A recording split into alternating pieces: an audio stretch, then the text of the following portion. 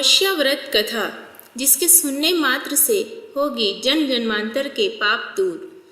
पौराणिक कथा के अनुसार एक गरीब ब्राह्मण रहता था। परिवार में पति पत्नी और उनकी एक पुत्री थी। आयु के अनुसार पुत्री धीरे धीरे बड़ी होने लगी।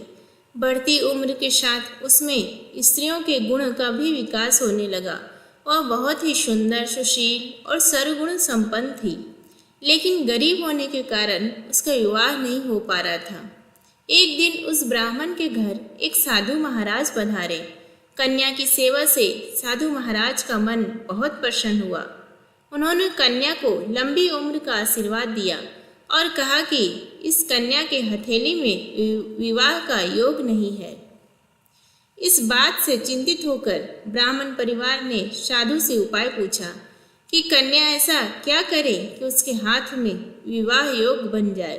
साधु ने कुछ देर विचार करने के बाद अपने ध्यान के आधार पर बताया कि कुछ दूरी पर एक गांव में सोना नाम की धोबिन जाति की एक महिला अपने बेटे और बहू के साथ रहती है, जो बहुत ही संस्कारों से संपन्न तथा पति परायण और निष्ठावान है।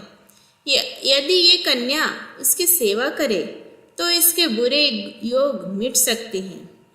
साधु ने ये भी कहा कि वह महिला कहीं आती जाती नहीं है। ये बात सुनकर ब्राह्मणी ने अपनी बेटी से धोबिन की सेवा करने की बात कही। अगले दिन कन्या प्रातःकाल ही उठकर सोना धोबिन के घर चली गई और वहाँ साफ सफाई और अन्य सारे कार्य करके अपने घर वापस आ जाती थी। एक दिन सोना धोबिन अपनी बहू से पूछती है कि तुम तो सुबह ही उठकर सारे काम कर लेती हो और पता भी नहीं चलता। बहू ने कहा, माँ जी, मैंने तो सोचा कि आप ही सुबह उठकर सारे काम खुद ही खत्म कर लेती हैं। मैं तो देर से उठती हूँ। इस पर दोनों सास बहू निगरानी करने लगी कि कौन है जो सुबह ही घर का सारा काम करके चला जाता है।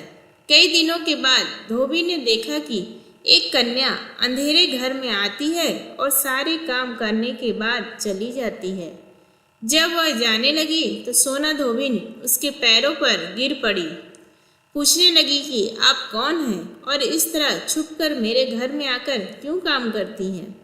तब कन्या ने साधु द्वारा कही गई सारी बात बताई। सोना धोबिन पति परायण थी, उसमें तेज था। वह इस बात के लिए मान गई। सोना धोबिन के पति थोड़ा अस्वस्थ थे। उसने अपनी बहू से अपने लौट आने तक घर पर ही रहने को कहा। सोना धोबिन ने जैसे ही अपने मांग का सिंदूर उस कन्या की मांग में लगाया, उसका पति मर गया। उसे इस बात का पता चल गया। वह घर से निर्जल ही चली थी। ये सोचकर ही रास्ते में कहीं पीपल का पेड़ मिलेगा तो उसे भंवरी देकर उसकी परिक्रमा करने के बाद ही जल ग्रहण करेगी। उस दिन सोमवती अमावस्या थी। ब्राह्मण के घर मिले पुए पकवान की जगह उसने ईंट के टुकड़ों से 108 बार भंवरी देकर पीपल के पेड़ की 108 बार परिक्रमा की और उसके बाद जल ग्रहण किया। ऐसा करते ही उसका पति वापस जीवित हो गया। इसलिए माना जाता है कि इस दिन व्रत आदि करने से पुण्य फल की प्राप्ति होती है। दोस्तों, अगर ये छोटी सी कहानी आपको पसंद आई है तो प्लीज़ चैनल को सब्सक्राइब करें, वीडियो को लाइक शेयर करें। धन्यवाद।